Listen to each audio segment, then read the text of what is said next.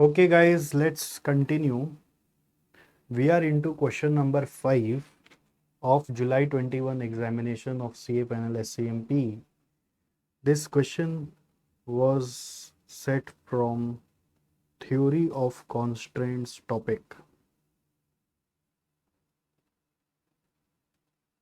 आइए पढ़ते हैं.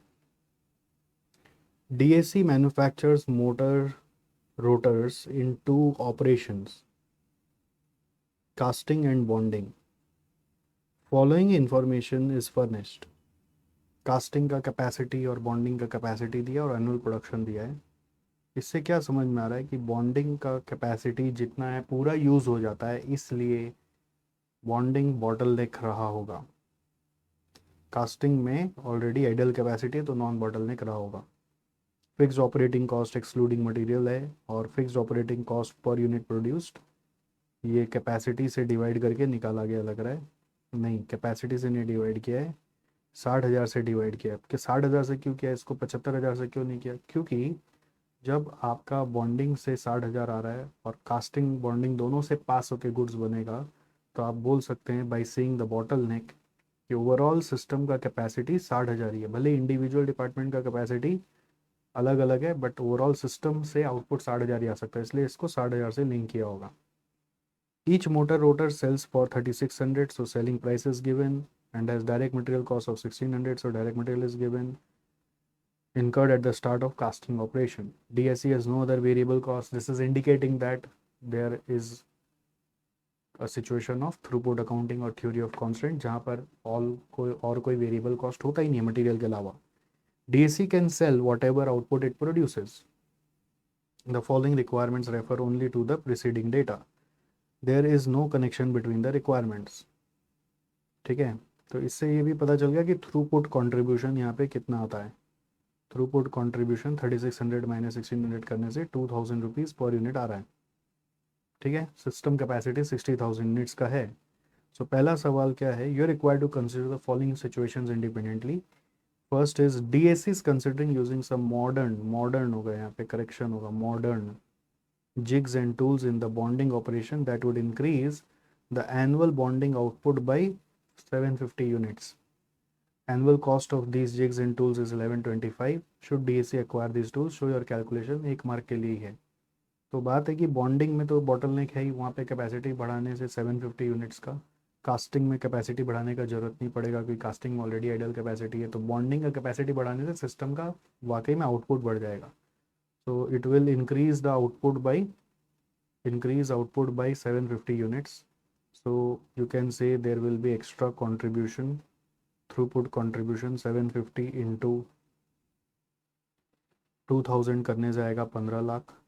लेस करेंगे आप extra fix cost which is equal to 1125 minus करके आएगा 375. सो ये 375 से क्या समझ में आ रहा है कि this is the extra benefit, extra contribution which you generate from this proposal. So as a result you must implement this proposal. ठीक है, so therefore implement, accept the proposal. Okay, bonding operation में खर्चा कर रहे हैं इसलिए output बढ़ेगा. Next question क्या है, production manager of casting department has submitted a proposal to do faster setup that would increase the annual capacity of casting department by 7,500 units and would cost 187,500 per year. Should DAC implement the change to your calculation? The answer is there is no benefit. Why? Because increase in casting capacity will not increase the bonding capacity, and bonding is the bottleneck. Increase in capacity of casting will not increase the system output. System capacity will not increase the system capacity because your bonding operation is the bottleneck. So this proposal should not be implemented. ठीक है, इसका answer में ये भी लिख देंगे as bonding is the bottleneck operation. Bonding is bottleneck. Increase in capacity of casting will not increase the system capacity. So the amount of 187,500 will be just a loss. Third question क्या है, an outside contractor offers to do bonding operation for 9,000 units at rupees 500 per unit, double the 250 rupees per unit that it costs DAC to do the bonding in house. In house में 250 का fix cost पड़ता है, but that is sunk cost irrelevant है, sunk मतलब committed है, आप ऐसा बोल सकते हैं। तो बाहर से कराने से 500 रुपया लेगा वो। Should DAC accept the subcontractor's offer? देखो बॉन्डिंग में कोई भी चीज़ से कैपेसिटी बढ़ाने से फ़ायदा ही होना है। इससे एडिशनल कंट्रीब्यूशन, थ्रूपुट कंट्रीब्यूशन कितना जनरेट कर लोगे आप? 9,000 इंटू 2,000 यानी कि 18 लाख, लेस वो सब कॉन्ट्रैक्टर कितना ले लेगा, सब कॉन्ट्रैक्टिंग चार्जेस कितना लग जाएगा, वो होगा आपका 250 इंटू, सॉरी 250 नहीं है, 500 इंटू 9,000, 500 इंटू 9,000 करके आ रहा है, सॉरी ये 180 लाख आ रहा है। 9,000 इंटू 2,000 करने से this is coming 180 lakh, 180 lakh, और ये आ रहा है 45 लाख। तो नेट में बेनिफिट आ रहा है माइनस 45 लाख करके 135 lakhs. So therefore accept the offer, accept the offer. ठीक है, तो should it accept the offer? Yes, it should accept the offer, it will result in additional benefit of 135 lakhs. So ये भी easy था। Next, XYZ company offers to do casting process for 3,000 units at rupees 200 per unit। Casting का offer आ रहा है, XYZ company offers to do casting process for 3,000 units at rupees 200 per unit, which is half the 400 rupees per unit that it cost DAC to do the casting process in house। बाहर से बोल रहा आधा दाम पे कर देगा। Should DAC accept XYZ offer? Casting का ऑफर एक्सेप्ट करके क्या होगा? कास्टिंग में अगर हम बाहर से काम कराने लग जाएंगे तो हमारा जो फिक्स कॉस्ट है वो तो बचना नहीं है ना, क्योंकि वो तो कमिटेड कॉस्ट है ही। It will not save the fix cost. ठीक है, as you can say as fix cost are already committed, so बाहर से काम कराने से कोई सेविंग्स नहीं होगा, no savings will be there. और कास्टिंग में ऐसे ही आइडल कैपेसिटी है, no savings will come, so therefore reject the offer. थोड़ा इसको सजाना पड़ेगा आपको, वो देख लेंगे नीचे सॉल्यूशन में कैसे लिखा हुआ है, एक दो लाइन और सेंटेंस में अच्छे से लिख देंगे। फिर बोल रहा है assume DAC produces 1,500 defective units at the casting operation. Casting में 1,500 यूनिट्स डिफेक्टिव बनता है, what is the cost to DAC of the defective item produced? देखो सिंस कास्टिंग में एक्स्ट्रा आउटपुट बनाने का शक्ति है, तो 1,500 अगर डिफेक्टिव बन गया तो 1,500 का जो वेरिएबल कॉस्ट है यानी कि मटेरियल कॉस्ट, मटेरियल कॉस्ट कितना था यहाँ पर? 1,500 into 1,600, that is only the cost. 1,500 into 1,600 is the cost, that is the variable cost. Defect cost is the variable cost, defect cost in casting is the variable cost which is coming 24 lakh. मान लो वो 1,600 जो है वो आपका बेकार हो गया, casting में सारा मटेरियल कंज्यूम हो जा रहा है। क्वेश्चन में लिखा हुआ था कि मटेरियल कास्टिंग के बिगनिंग में डाल देते हैं, ऐसा लिखा हुआ था ना, 1,600 incurred at the start of the casting operation. इसका मतलब ये है कि अगर कास्टिंग में कोई डिफेक्ट आया तो पूरा मटेरियल का नुकसान वहीं पे हो गया, ऐसा नहीं कि मटेरियल दो जगह लग रहा है। ठीक है, तो 24 लाख का कॉस्ट होगा, और क्या है कि 1,600 जो सॉरी 1,500 जो आपका डिफेक्ट हो गया वो फिर से बन जाएगा, आपके पास तो कैपेसिटी है। और फिर वही बात बोल रहे हैं 1,500 डिफेक्टिव यूनिट्स अगर बॉन्डिंग में आ जाए तो उसका कॉस्ट क्या होगा? बॉन्डिंग में डिफेक्टिव बनने का मतलब है कि आपका फिर प्रोडक्शन ही कम हो जाएगा, क्योंकि बॉन्डिंग में बॉटल नहीं गया। अब वहाँ से अगर डिफेक्ट हो गया तो इसका मतलब सिस्टम का आउटपुट ही कम हो गया। तो इसके केस में डिफेक्ट कॉस्ट का मतलब होगा कि वेरिएबल कॉस्ट तो हुआ ही हुआ, साथ साथ कॉन्ट्रीब्यूशन लॉस भी लेना पड़ेगा। सो वेरिएबल कॉस्ट 24 लाख का है और कंट्रीब्यूशन लॉस्ट आपका 2,000 रुपया करके 1,500 यूनिट का 30 लाख है, तो नेट कॉस्ट यहाँ पे 54 लैक्स का आ रहा है। क्यों यहाँ पे कंट्रीब्यूशन लॉस्ट आएगा? बिकॉज ये बॉन्डिंग ऑपरेशन का बात हो रहा है। बॉन्डिंग ऑपरेशन से आउटपुट कम होने का मतलब क्या है? बॉन्डिंग ऑपरेशन से आउटपुट कम होने का मतलब है कि सिस्टम से आउटपुट लॉस हो गया। सिस्टम आउटपुट लॉस मतलब भारी नुकसान खा गए। ठीक है, तो ये डिफेक्ट कॉस्ट, तो इस सब में मुझे लगता है डिफेक्ट कॉस्ट थोड़ा सा अच्छा था, ये कंट्रीब्यूशन लॉस्ट को लेके सोचने का था। बाकी सब तो बहुत आसान सा था। ठीक है, तो एक बार अपने नज़र से निकाल लेते हैं सॉल्यूशन में। देखो 375 आ गया और नेट बेनिफिट सो आपको ये बता रहा है कि कंट्रीब्यूशन 15 लाख आएगा, कॉस्ट 11-25 लगेगा, तो इट शुड इन्वेस्ट। फिर नेक्स्ट आ रहा है DSC should not implement the change due to setup faster because casting is not a bottleneck operation. Third में बोल रहा है bonding is a bottleneck operation, तो उसमें बाहर से काम कराने से हम लोग को 135 लाख का फ़ायदा होगा। ठीक है। So the fact that the cost of 500 unit per unit is double the DSCs bonding cost is irrelevant. फिर अगेन कास्टिंग डिपार्टमेंट में जो काम 400 का काम 200 में करके दे रहा है, it will not save any of this cost by सब कॉन्ट्रैक्टिंग। ठीक है। casting more motor rotors will not increase the throughput contribution, it will not increase the throughput contribution। का ज़्यादा कास्टिंग करा के कोई भी तरह से कंट्रीब्यूशन का फ़ायदा नहीं होने वाला है, because bonding is the bottle neck and DSC should not accept the offer. The fact that XYZ cost of casting per unit are half of what it's cost DSC in house is irrelevant। तो fix cost irrelevant है, ये भी एक line लिखना चाहिए मेरे हिसाब से दोनों में। ये वाला चीज़ पे हम लोगों का जनरली ध्यान नहीं जाता है कि इस पॉइंट को मेंशन करें। क्या पता इसका मार्क्स दे रहा है कि नहीं दे रहा है, but still completeness of answer के लिए लिखना चाहिए। फिर डिफेक्टिव्स को लेकर देखिए, अगर आप उसमें डिफेक्टिव बना रहे कास्टिंग में, तो सिर्फ मटेरियल कॉस्ट आपका लॉस्ट हो जाएगा, बिकॉज सारा मटेरियल बिगिनिंग में इंट्रोड्यूस करते हैं। और सेकेंड केस में अगर डिफेक्टिव बॉन्डिंग ऑपरेशन में आ रहा है, तो दैट मीन्स आपका अपॉर्चुनिटी कॉस्ट भी आएगा, मटेरियल कॉस्ट भी आएगा, दोनों आएगा। तो इससे कॉस्ट आ रहा है 30 लाख प्लस 24 लाख मिला के 54 लैक्स। ठीक है। सो क्लियर हुआ है, इजी क्वेश्चन, मतलब ये मेरे को तो टफ नहीं लगा, और मैंने जितना भी बच्चों से समझा उस सबका सही था। बस इसमें खाली एक मिस्टेक होने का चांस है कि कंट्रीब्यूशन लॉस बहुत बार नहीं समझ में आता है कि इसमें कंट्रीब्यूशन लॉस नहीं लेना है, इसमें लेना है। ओके, आइए नेक्स्ट क्वेश्चन हम लोग चल रहे हैं, which is our question from July 21, question number 5B। This is the question from budgetary control chapter, beyond budgeting. बियॉन्ड बजटिंग का क्वेश्चन आया है।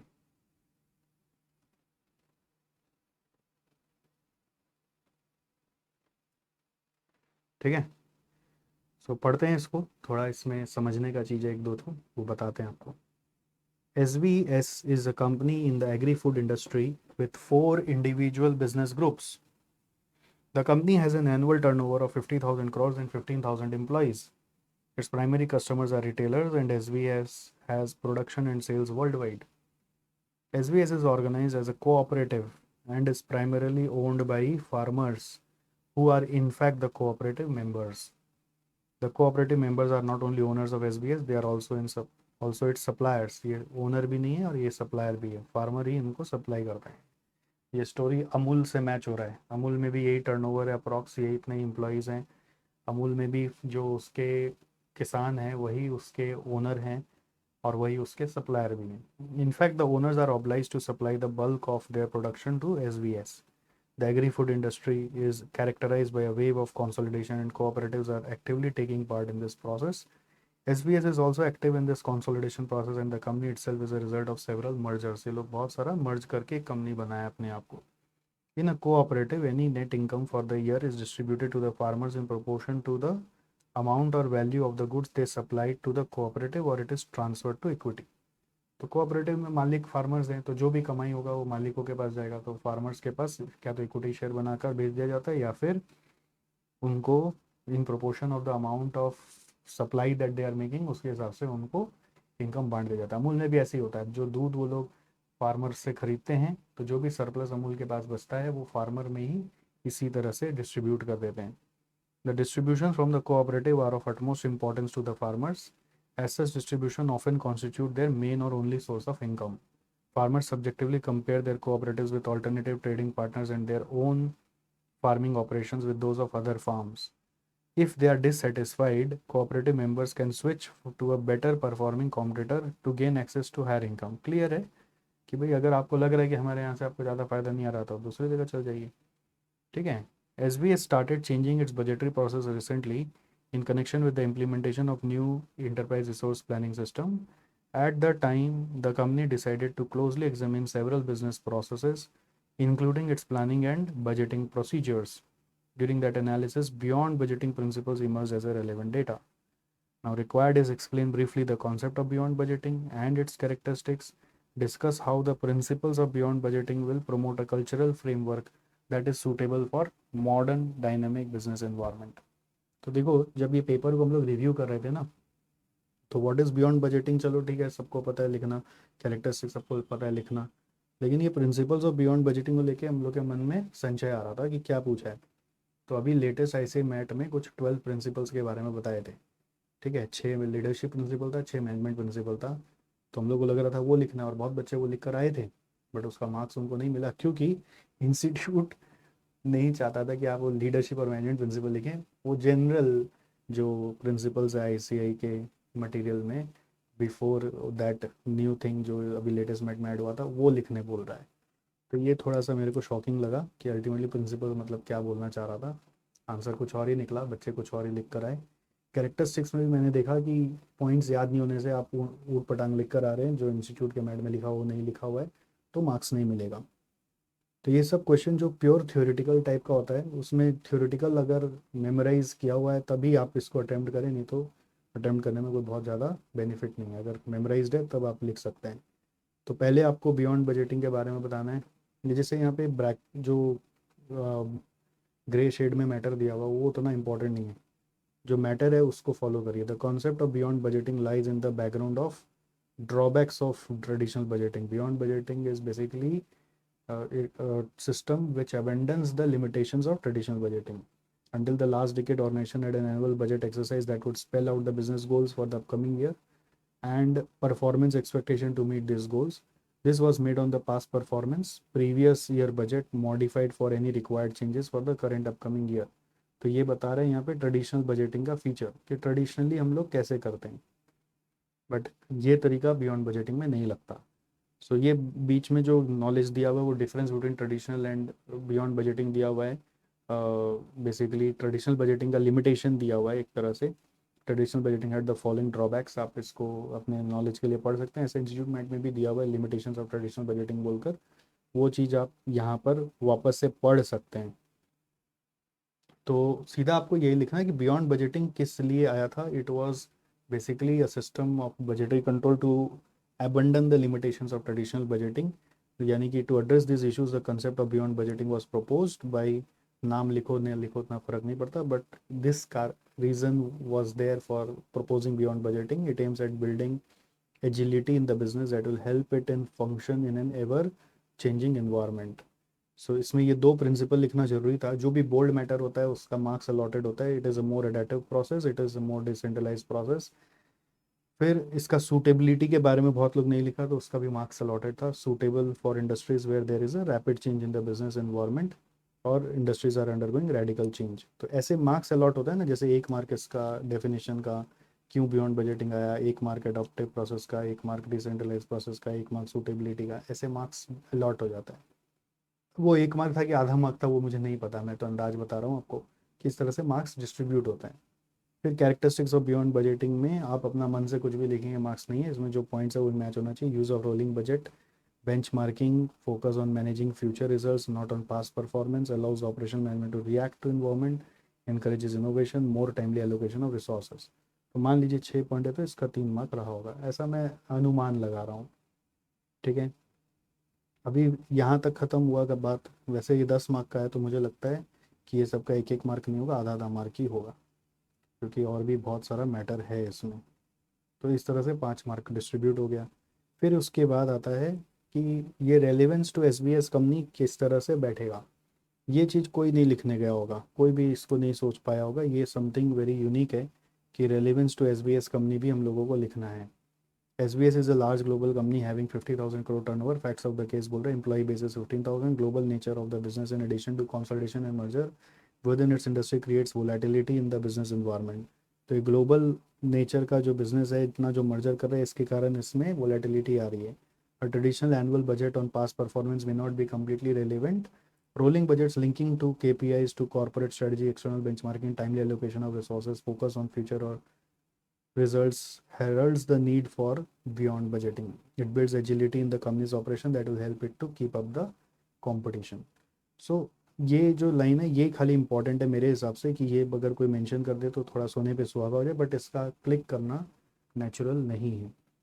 अब बियॉन्ड बजटिंग के जो 12 प्रिंसिपल्स थे, ये प्रिंसिपल्स बहुत बच्चों ने लिखे हैं, 6 leadership process and 6 management process, उसके बारे में यहाँ पे लिखा हुआ है। शायद मुझे लगता है कि ये इसलिए लिखा हुआ है कि हो सकता है इंस्टीट्यूट ने जो बच्चे इसका सही लिखा हो उसका भी मार्क्स उनको दिया होगा। होता है ना आजकल इंस्टीट्यूट ऑल्टरनेटिव आंसर बता रहा है, जैसे किसी ने हो सकता है बियॉन्ड बजटिंग को एक्सप्लेन करने के लिए ट्रेडिशनल बजटिंग का लिमिटेशन को डिस्क्राइब कर दिया, तो उसको मार्क्स दे दिया होगा। इसीलिए शायद ये वाला ग्रे में यहाँ पे दिया हुआ है कि प्रिंसिपल्स लिखना है तो 12 प्रिंसिपल जो मैं आपको बोल रहा था ना भी 6 लीडरशिप 6 मैनेजमेंट प्रिंसिपल, अगर किसी ने इसके बारे में लिखा होगा तो उसको भी शायद मार्क्स दिया होगा। ये ऐसा मुझे लगता है कि this must be an alternative answer, कि बच्चों को समझ नहीं आएगा ना प्रिंसिपल मतलब क्या होता है, क्योंकि इंस्टीट्यूट मैथ में प्रिंसिपल मतलब अभी लेटेस्ट में 21 का जो मैथ था उसमें सिर्फ यही दिया हुआ था, इसके पहले वर्ड प्रिंसिपल बोल के और कुछ था नहीं। तो जिसने ये प्रिंसिपल्स मतलब ये सारे लिखे हैं तो मुझे लगता है कि उनको मार्क्स मिला होगा। 6 लीडरशिप के प्रिंसिपल थे, 6 मैनेजमेंट के प्रिंसिपल थे, पूरा रट्टा मारना था पॉइंट्स को और लिख के आना था। ठीक है। तो हमने अपने रिवीजन सिस्टम के अभी क्लासेस में ये सब आपको बना के दिया था, ये सब का निमोनिक्स। जैसे इसका निमोनिक था कोट पहनने वाले, मुझे याद है 6 लीडरशिप प्रिंसिपल का निमोनिक बनाया था कोट पहनने वाले। पी और बी से मिलेगा, COAT से मिलेगा।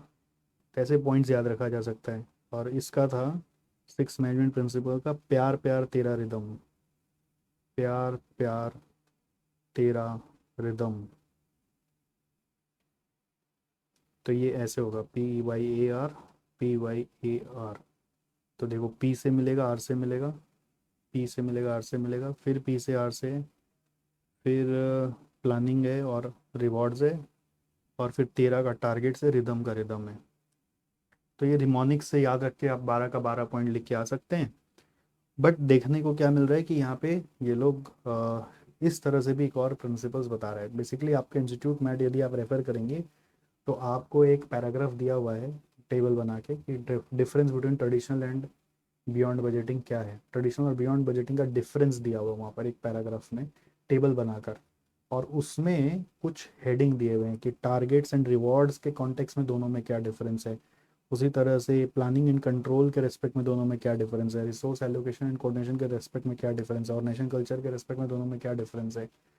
तो देखा ये जा रहा है कि शायद इंस्टीट्यूट ये सोचा होगा कि जो बच्चे 6 मैनेजमेंट प्रिंसिपल और 6 लीडरशिप प्रिंसिपल लिखे उनको नंबर दिया होगा, और जो बच्चे शायद इसके बारे में लिखेंगे उनको भी नंबर दिया होगा। ऐसा मुझे लग रहा है, मेरे पास ऐसे कोई कॉपी हाथ में आई नहीं है कि इसमें 6 लीडरशिप प्रिंसिपल और 6 मैनेजमेंट प्रिंसिपल वालों को नंबर मिला है कि नहीं मिला है। मेरे पास ऐसा कॉपी आई नहीं है। मेरे पास जो कॉपी आई थी हाथ में देखने के लिए उनमें मैं ये देखा कि उन्होंने लिखने का कोशिश किया 6 मैनेजमेंट प्रिंसिपल और 6 लीडरशिप प्रिंसिपल, बट पूरा रॉन्ग लिखा हुआ था, तो उसमें तो जीरो ही मिलेगा। तो ये श्योर नहीं है कि यही लिखना था कि ये लिखना था। तो मुझे ऐसा लग रहा है कि इंस्टीट्यूट ने ग्रे मैटर में इसलिए दिया हुआ है कि शायद वो उसको भी चेक करके मार्क्स दे रहा है, इसको भी चेक करके मार्क्स दे रहा है। तो आइए इसको पढ़ते हैं। ऊपर में 6 6 जो लिखना है वो तो बहुत साधारण सा था, उसमें कोई इंटरलिंकिंग नहीं है, बस वो पॉइंट्स याद किया हुआ है तो आपको लिख के आना है। अब इधर जब आते हैं तो इसमें थोड़ा डिटेलमेंट किया हुआ है। टारगेट्स एंड रिवॉर्ड के केस में ट्रेडिशनल बजटिंग में फिक्स्ड टारगेट्स चलता है, set to measure performance, force managers to seek easily achievable target, game the system just to meet the target in order to get successful performance report and reward. This short-term outlook hurts the business and does not create a conducive environment for growth. To eliminate fixed goal, beyond budgeting model suggests setting the goals on achieving better than the competitor or any other external benchmark. Ownership of goal is transferred to the team with the idea of achieving stretch goals. Stretch goal is a concept aimed at relative improvement. Instead of pay for performance that results in manipulation of results, beyond budgeting aims at evaluation and reward based on relative performance against external benchmark. Sir आप क्या कर रहे हैं, आप तो read ही कर रहे हैं। हाँ कई बार होता है बहुत बच्चों को ना सुनने से ज़्यादा क्लियर हो जाता है, इसलिए मैं रीड ही कर रहा हूँ। हो सकता है सुनने से आपको की पॉइंट्स मिल जाए जिससे आपको याद करना इजी लगे। तो इसमें क्या है ना, ट्रेडिशनल और बियॉन्ड बजटिंग का सेग्रीगेशन आपको समझना चाहिए कि ट्रेडिशनल में हम लोग फिक्स टारगेट यूज़ करते थे, यहाँ पे हम लोग बोल रहे हैं स्ट्रेच गोल्स को यूज़ करो। ठीक है। इंस्टेड ऑफ पे for performance that results in manipulation of result, beyond budgeting aims at evaluation reward system based on relative performance against external benchmark. मतलब जो जैसा बाहर का एक्सटर्नल बेंचमार्क मतलब बाहर में कॉम्पिटिटर्स कैसा कर पा रहा है उसके हिसाब से अगर आप बेटर कर पा रहे हो तो हम आपको रिवॉर्ड देंगे। This is assessed in hindsight rewarded to the team effort rather than an individual. तो यहाँ पे इंडिविजुअल एफर्ट पे ध्यान देते थे, इंडिविजुअल रिवॉर्ड्स पे ध्यान देते थे, यहाँ पे हम लोग टीम रिवॉर्ड्स पे ध्यान दे रहे हैं। यहाँ पे पी फॉर परफॉर्मेंस, पे फॉर परफॉर्मेंस था, यहाँ पे रिलेटिव परफॉर्मेंस है।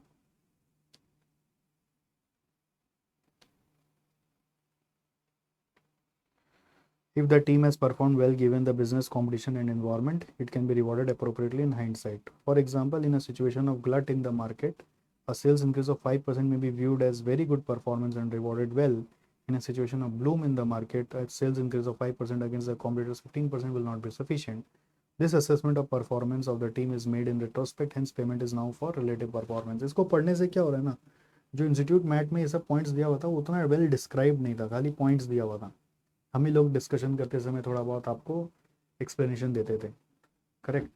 तो अभी एक आंसर पढ़ने से उसका एक्सप्लेनेशन मिल जा रहा है, इसलिए पढ़ने का फ़ायदा है। ये नहीं सोच के पढ़ रहे कि प्रिंसिपल्स में वही लिखाएंगे तो इसको फिर क्यों पढ़ना है। ये इसलिए पढ़ना है कि ये जो डिफरेंस दिया हुआ था इंस्टीट्यूट मैट में उसके पीछे उतना एक्सप्लेनेशन नहीं था, अभी एक्सप्लेनेशन मिल रहा है तो थोड़ा और उसका क्लैरिटी हो जा रहा है। फिर प्लानिंग एंड कंट्रोल को लेकर ट्रेडिशनली क्या था ना, planning was a one time exercise, but now बोल रहे हैं planning is a continuous exercise. Today's business environment requires planning to be a continuous process and not an annual exercise. तो traditional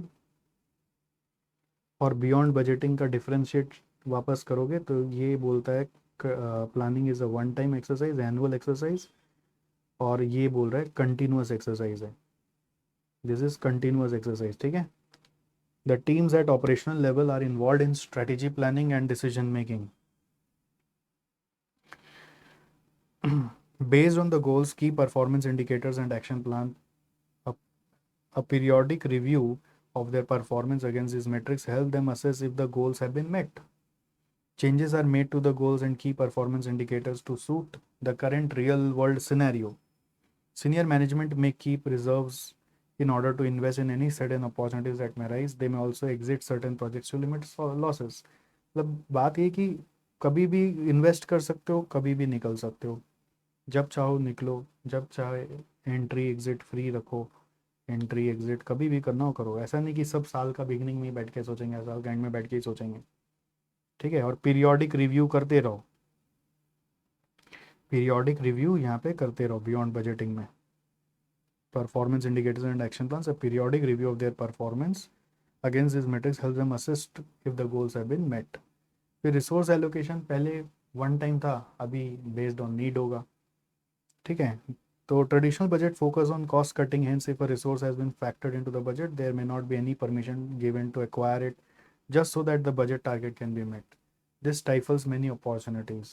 Moreover, inflating budgets, getting approval for extra money in the budgets and then spending it so as to be allocated a similar amount next year results in wastage of resources. तो यहाँ पे ये बोल रहा है traditionally क्या होता था ना कि आपका बजट एक बार जब फ्रीज हो जाता था तो उतना ही एलोकेशन होना है और हर साल सेम एलोकेशन आपको कर दिया जाएगा बिना क्वेश्चन किए।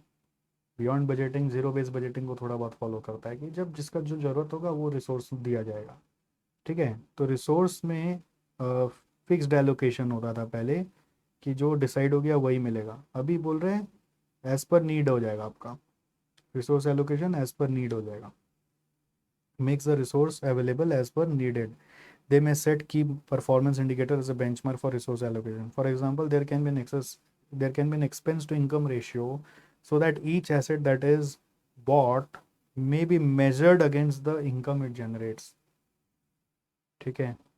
तो जो भी एसेट है उसका इनकम के अगेंस्ट में आप उसको चेक करके उसका रिसोर्स एलोकेशन का बेनिफिट हुआ कि नहीं वो चेक कर सकते हो। You can have KPI for resource allocation also. Beyond budgeting encourages dynamic coordination among teams within the organization. Service level agreements are used to define the quality of service or product being provided. Responsibilities are clearly defined with the ultimate goal of catering to the customer needs. The agreements can also allow for short-term adjustment to meet changing customer demands. Thus, resources are used in coordinated fashion to ultimately meet the customer needs. तो यहाँ पे main focus क्या चीज़ पे है, customer need पूरा होना चाहिए, आप कोऑर्डिनेट करो to meet all the customer need. Responsibilities clearly defined है, कोऑर्डिनेट भी करो और कस्टमर नीड को पूरा करो। ठीक है, तो की पॉइंट्स यही आ रहा है, डायनामिक कोऑर्डिनेशन, जो जो बोल्ड किया हुआ है ना वो सब की पॉइंट्स है जो इंस्टीट्यूट देखना चाहेगा। डायनामिक कोऑर्डिनेशन, कस्टमर नीड और रिस्पॉन्सिबिलिटीज आर क्लियरली डिफाइंड। ठीक है, मैंने शॉर्ट में लिख दिया रिस्पॉन्सिबिलिटीज, कस्टमर नीड आपको ध्यान देना है। जैसे रिस्पॉन्सिबिलिटीज पूरा लिखना चाहिए, जगह नहीं है। रिस्पॉन्सिबिलिटीज, कस्टमर नीड, ये सब पे आपको ध्यान देना है। फिर क्या बोल रहा है देखो आगे, organisation culture, the focus of beyond budgeting is on value creation to compete in the market. Operational managers do not restrict to budget limits but focus on achieving the key performance indicator metrics. Due to customer focus, internal rivalry is reduced and the focus is to beat the competition. यहाँ पे पहले क्या था, internal rivalry था, internal rivalry था, but अभी यहाँ पर कोई राइवलरी नहीं है, no rivalry. Focus is on customer, customer focus होने के कारण internal rivalry is reduce and the focus is to beat competition. ठीक है, बट यहाँ पर आप आपस में लड़ते थे, वहाँ पे बाहर वालों से लड़ो। Therefore, information and resources flow dynamically throughout the organization. This builds team spirit and motivates to create value for money. तो यहाँ पे focus is on value creation. Argument दे रहे हैं बियॉन्ड बजटिंग क्यों यहाँ पे अल्टीमेटली फिर सूटेबल होगा। ये आर्ग्यूमेंट भी एकदम यूनिक है, ये अपने से सोचने को नहीं बनता है। नॉर्मली हम लोग अगर ये भी लिखते तो ज़्यादा से ज़्यादा ये डिफरेंस लिख के आते। आर्ग्यूमेंट भी यूनिक है। Beyond budgeting is one of the many tools to help business remain robust. While it is useful, it may not be applicable in all the situations. For example, in the given case study of SBS, the farmers are the owners and suppliers of the company. Net income for the year is either transferred to the farmers in proportion of the goods they supplied to the cooperative or is transferred to equity. This forms the main source of most income of most of the farmers. This impacts them as they need to plan their livelihood accordingly, क्योंकि ये इनका main source of income है. Hence, it is of utmost importance that income targets are met. ठीक है, अभी क्या होता है ना, जैसे बियॉन्ड बजटिंग चलेगा तो बोलेंगे माहौल के हिसाब से बस हमको परफॉर्म करना है, बट ट्रेडिशनल बजटिंग बोलेगा नहीं, जो बोला वो ला के देना है। तो बियॉन्ड बजटिंग में अगर मार्केट ख़राब है, 5% भी कमा लिया तो बोलेंगे बहुत कमा लिया, बट ट्रेडिशनल बजटिंग में बोलेंगे अगर 20% कमाना है तो 20% कमाना है। तो अब ये फार्मर लोग बेचारे इसी इनकम पर निर्भर होकर चल रहे, यही इनका ज़िंदगी है। आप बियॉन्ड बजटिंग सिस्टम लगा दोगे तो क्या पता उनके लिए नुकसानदायक हो जाए, क्योंकि उनका लाइवलीहुड कॉम्प्रोमाइज़ हो जाएगा। आप उनको कैसे समझाओगे कि मार्केट ख़राब था इसलिए ऐसा हो गया। In such scenarios a fix budget target driven approach में हेल्प, इसलिए fix budget target driven approach में help. Given a target, the farmers can have reasonable view of the income they are likely to earn that year. Given a target, the farmers can have reasonable view of the income they are likely to earn that year. A consistent effort will be put in to earn that income target since they are also the stakeholders in this income. Here, flexibility that beyond budgeting allows may not give the best outcome always. कि beyond budgeting flexible system है, वो बोलेगा जैसा माहौल वैसा कमाओ, but farmer लोग के लिए अगर ऐसा हुआ तो उनका तो रोजी रोटी मारा जाएगा। A certain rigidity to achieve target also help to achieve the target. Whereas SBS may use rolling budget concept and use of KPIs to measure performance, since the situation is dynamically changing, this may help them remain robust to meet competition. Hence the use of models should be situational. मतलब ऐसा नहीं है कि ये model आप blanket रूप में पूरा ऑर्गेनाइजेशन में अप्लाई कर दें। अब ये नया चीज़ था मेरे नज़र में, ये आर्ग्यूमेंट एकदम ही यूनिक था कि for farmers traditional budgeting is more suitable because of its rigidity, because of its rigidity to achieve the income target, to achieve the income target. Because beyond budgeting इतना फ्लेक्सिबल चलेगा कि पता चला उनका जो रोजी रोटी है वो ही नहीं ला पाया। हाउएवर ये ग्लोबलाइजेशन सिचुएशन के कारण, in case of global scenario, beyond budgeting is also suitable. Global scenario beyond budgeting is also suitable. Beyond budgeting भी बोल सकते हो, या फिर उसका रोलिंग फोरकास्ट या केपीआई सिस्टम जो है वो भी सूटेबल है। So therefore we can not say कि बियॉन्ड बजटिंग यहाँ लगना ही चाहिए। Therefore we can say beyond budgeting use is situational. You can not say कि यहाँ पर कंप्लीटली बियॉन्ड बजटिंग को यूज़ करना ही करना है। You got the point. ये मेरे हिसाब से एकदम नया था। दो चीज़ मुझे लगा, एक वो प्रिंसिपल्स को लेकर मुझे श्योरिटी नहीं है कि वो छः छः लिखने से मार्क्स मिला कि नहीं। अगर मान लीजिए आप जुलाई में एग्ज़ाम दिए और बाई चांस आपको मार्क्स मिला है तो आप मुझे इस वीडियो के कमेंट में ज़रूर बताइएगा। और अगर बाई चांस मार्क्स नहीं मिला है, बाई चांस अगर मार्क्स नहीं मिला है, समझ लीजिए अगर कोई कारण से मार्क्स नहीं मिला है, तो वो भी मुझे बताइएगा कि सर मैंने लिखा था मेरे को मार्क्स नहीं मिला। और किसी को अगर ये लगे कि मार्क्स मिला था तो मुझे ज़रूर बताइएगा, क्योंकि मेरे पास वो कॉपी हाथ नहीं लगी। तो एक तो वो झमेला था यहाँ पे प्रिंसिपल्स को लेकर कि फिर ये प्रिंसिपल्स किसी ने लिखा हो, किसी ने अगर वो 12 प्रिंसिपल्स नहीं पढ़ा हो, उसको किसी ने लिखा हो, तो हो सकता है उसको लेकर भी मार्क्स मिला हो, ऐसा भी हो सकता है। बट ये श्योर है कि ये आर्ग्यूमेंट तो हम लोग नहीं लिखते। ये कैसे क्लिक करेगा, क्योंकि इसके बारे में ऐसा हमने कभी पढ़ा ही नहीं कि रिजिडिटी रहने से फार्मर को बेनिफिट होगा और फ्लेक्सिबल रहने से ग्लोबलाइजेशन में बेनिफिट होगा, ऐसा हमने पढ़ा नहीं है। तो ये अपने मन से लिखने को बनता नहीं। तो ये नया लर्निंग था हम लोगों के लिए। अगर आप पहले आज पढ़ रहे हैं फर्स्ट टाइम मेरे साथ, तो कृपया करके इसको अपने समरी नोट्स में कहीं पे अपडेट कर लीजिए, ठीक है, जिससे कि नेक्स्ट टाइम के लिए आपको याद रहे। So with this we have completed this beyond budgeting question as well. हाँ, मैं एक चीज़ दिखाना चाह रहा हूँ, वो आईसीआई मटेरियल में कहाँ पर है।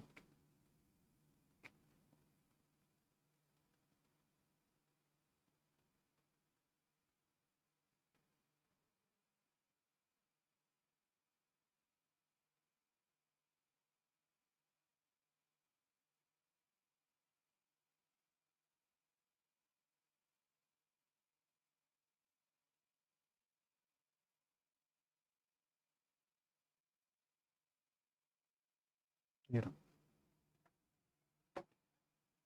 देखो आईसीआई मटेरियल में बजटरी कंट्रोल चैप्टर में मैं आ गया, और ये देखो ये प्रिंसिपल्स नया नया अभी इंट्रोड्यूस हुआ था, ये 6 और 6 12 मैं जो बोल रहा था यही प्रिंसिपल्स बोल के दिया होता, तो बच्चे सब प्रिंसिपल्स में लिखने लगे। बट पता चलता है कि इंस्टीट्यूट प्रिंसिपल्स मतलब एक और अल्टरनेटिव आंसर दे रहा है, जिसमें कहीं पर भी ये नहीं लिखा हुआ है कि ये प्रिंसिपल्स है। ये देखो ये वाला जो पॉइंट्स दिया हुआ है ना, इसी को एक्सप्लेन किया हुआ है इंस्टीट्यूट ने। इंटरेस्टिंग है ना। अब इसका एक्सप्लेनेशन कहीं पहले था ही नहीं इंस्टीट्यूट के मैट में, बट इसी का एक्सप्लेनेशन का एक आंसर आ गया जुलाई 21 में। तो आप भी एक बार ऐसे मार्किंग कर लेना, जुलाई 21 क्वेश्चन नंबर 5 भी ऐसे आपको ध्यान रहना चाहिए कि इसमें इसका एक्सप्लेनेशन आ गया, जिससे कि आपको कभी फ्यूचर में रेफ़र करना हो तो आप इंस्टीट्यूट मैट अपना ओपन करके यहाँ पे मार्क करके रख लो, तो आपको भी ध्यान देगा कि यहाँ पे आ गया। तो इसी में यहाँ पर देखो आपका बियॉन्ड बजटिंग को लेकर सूटेबिलिटी है ना, तो सूटेबिलिटी में वो पॉइंट ऐड कर लेना चाहिए कि फॉर ग्लोबलाइजेशन आपको सूट करेगा। ग्लोबलाइजेशन हो रहा है, मर्जर्स एक्विजिशंस हो रहा है, वहाँ पे सूट करेगा, but not for farmers who are dependent on the income, who are dependent on the income, because beyond budgeting तो फ्लेक्सिबल चलेगा, ठीक है, उस समय एप्लीकेबल नहीं है। ये जुलाई 21 से लर्निंग हुआ। इस तरह से अपना हमेशा कोई भी क्वेश्चन करके कोई भी लर्निंग होता है तो उसको एक समरी नोट्स में जाके अपडेट करना चाहिए, जहाँ से आप हमेशा पढ़ते हैं, ठीक है। जैसे अगर आपने हमारा सेवियर बुक लिया हुआ है जो समरी बुक है, तो ऑफ कोर्स उसमें ये पॉइंट इंक्लूडेड नहीं है, क्योंकि वो अभी जो लेटेस्ट बुक है उसमें उस समय तक सॉल्यूशन आया नहीं था। तो ये पॉइंट वहाँ पे जाके अपडेट कर लेना। ऐसे कुछ भी नया आएगा आगे जाके, तो आपका जो एक रेफरेंस बुक होगा, वन स्टॉप रेफरेंस बुक, वहाँ पे जाके उस लर्निंग को अपडेट जरूर करना है, जिससे कि आपको रिविजन करते समय ध्यान रहे, ठीक है। तो ये हो गया, ओके।